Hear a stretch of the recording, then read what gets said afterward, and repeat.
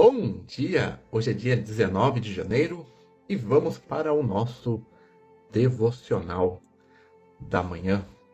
Mas antes vamos começar com a nossa oração.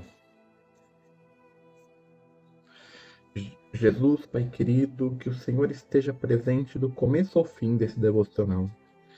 Que o Senhor traga para essa live todas as pessoas que precisam ouvir esta reflexão sobre a sua palavra que se encontra em Cantares 3, versículo 1. Espírito Santo, se for necessário que o Senhor coloque em minha boca qualquer palavra para este devocional. Agradeço por estar conosco nessa manhã, Senhor. Amém, amém e amém.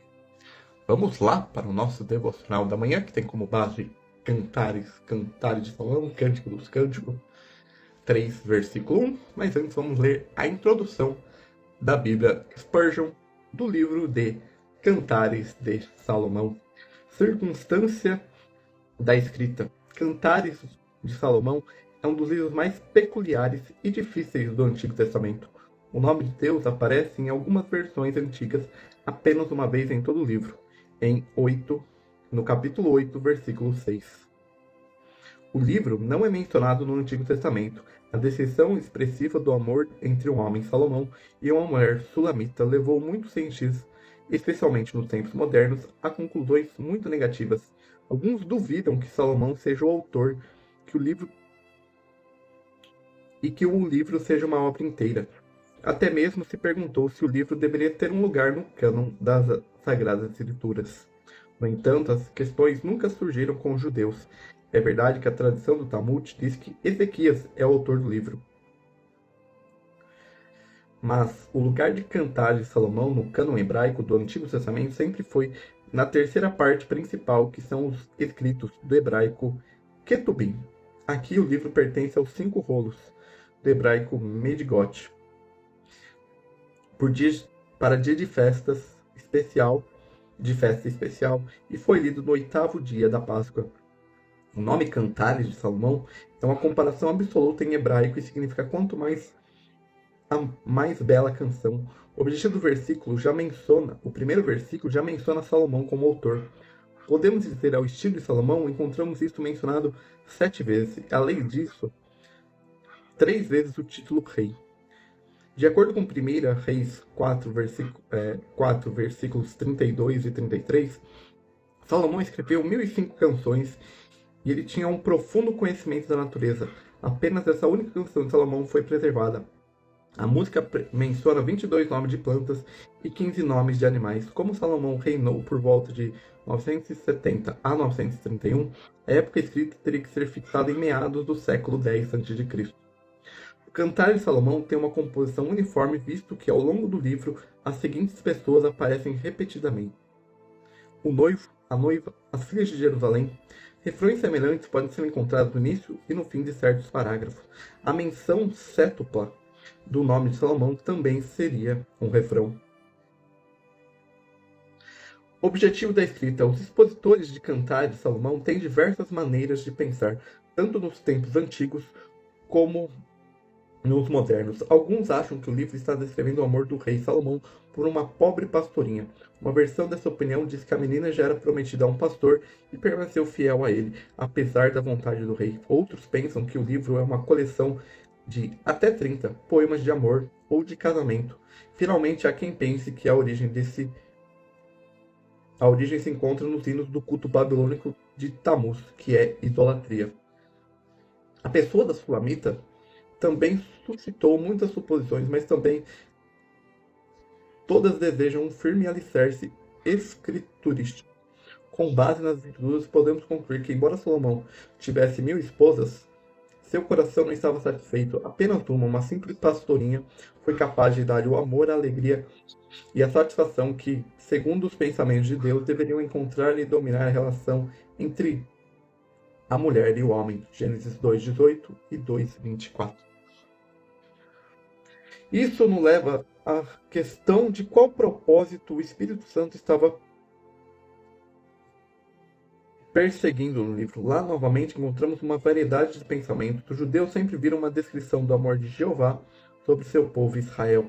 Os pais da igreja interpretaram pelo amor de Cristo por sua igreja no início da cristandade. Uma explicação adicional diz que o livro contém canções que o amor conjugal é glorificado. Não considerando a causa externa, o assunto do livro só pode ser relacionado ao remanescente judeu fora de Israel com seu rei, o Messias. É claro que a Assembleia de Deus também é uma noiva, mas ela é a noiva, a esposa do Cordeiro. Apocalipse 19:7, 21:2 e 21:9. Entre ela e o noivo existe uma relação firme desde o início. Esse relacionamento é a base na obra de Cristo e na habitação do Espírito Santo. A conclusão externa ocorrerá apenas na ceia das bodas do Cordeiro. Em Cantares de Salomão, entre São Salomão como rei, é tipo um Cristo, como o verdadeiro rei da paz. O conteúdo mostra precisamente que a noiva ainda não tem uma comunhão firme com o rei, mas anseia por sua comunhão e amor.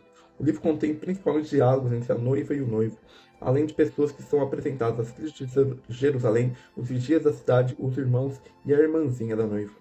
Mas tudo isso desempenha um papel subordinado. Em primeiro lugar, o amor do noivo é descrito, e em seguida, o amor crescente da noiva, cujo relacionamento com o noivo se torna firme, até que finalmente ela goza plenamente de seu amor. Peculiaridades. Não.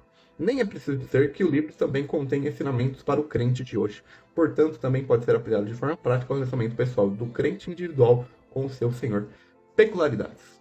A linguagem de Cantares de Salomão. Como judeus ortodoxos, encontramos a velha tradição de que homens com menos de 30 anos não deveriam ler Cantares de Salomão.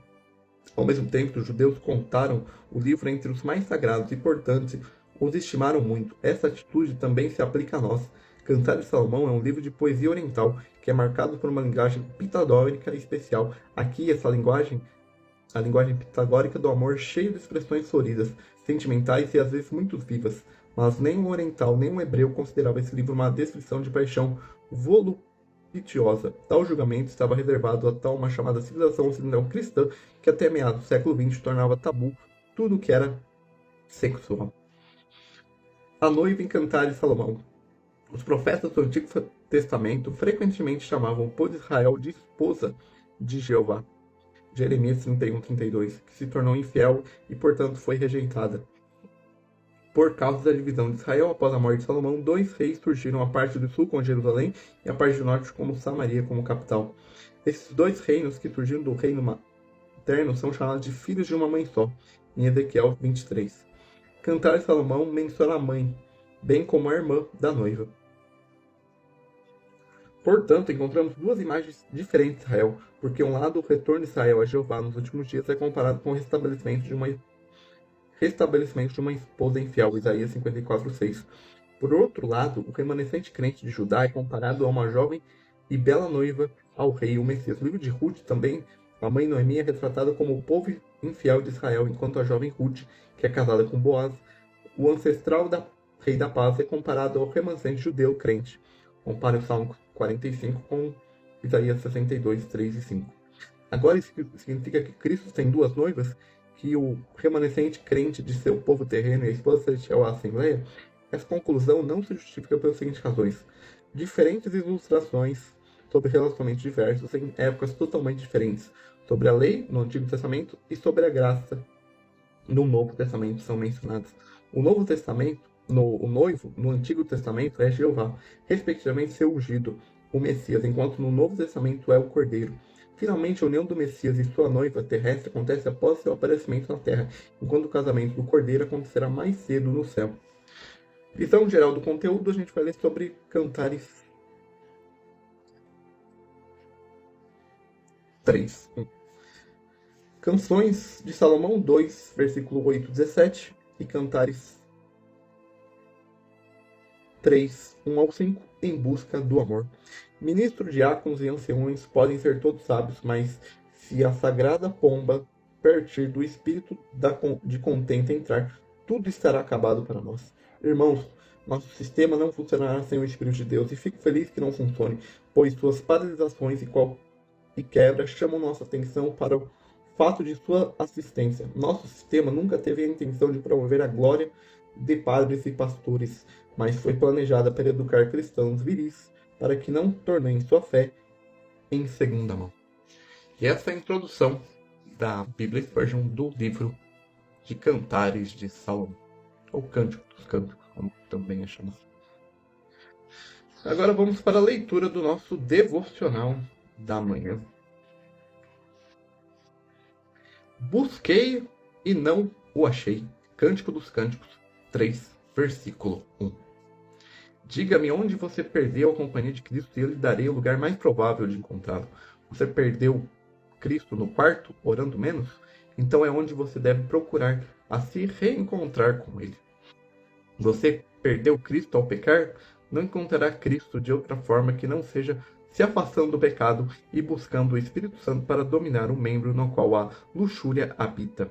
Você perdeu Cristo negligenciando as Escrituras? Encontrará Cristo nas Escrituras. Este é um ditado verdadeiro. Procure por algo onde você o deixou e estará lá. Então, procure Cristo onde o perdeu, pois ele não foi embora, mas é um trabalho árduo voltar para Cristo.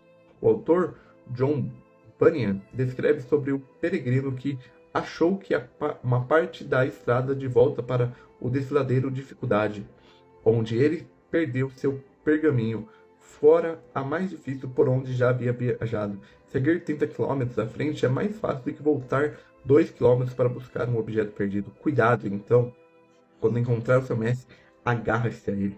Mas como você o perdeu, alguém poderia pensar que você jamais se afastaria de um amigo tão precioso, cuja presença é tão doce, cujas palavras são tão reconfortantes e cuja companhia lhe é tão preciosa. Como pode não olhar para ele a todo instante com medo de perdê-lo de vista? Ainda assim, mesmo que tenha deixado ir, que a bênção que você o esteja buscando, ainda que gemendo tristamente, que eu saiba onde encontrar. Continue procurando, porque é perigoso ficar sem o seu Senhor. Sem Cristo, você é como uma ovelha sem um pastor, como uma árvore sem água para as raízes, como uma folha solta na tempestade que não está ligada à árvore da vida. Com todo o seu coração, busque-o. Se você o encontrará, apenas entregue-se completamente à busca e, na verdade, o seu descobrirá para a sua alegria e jubilo.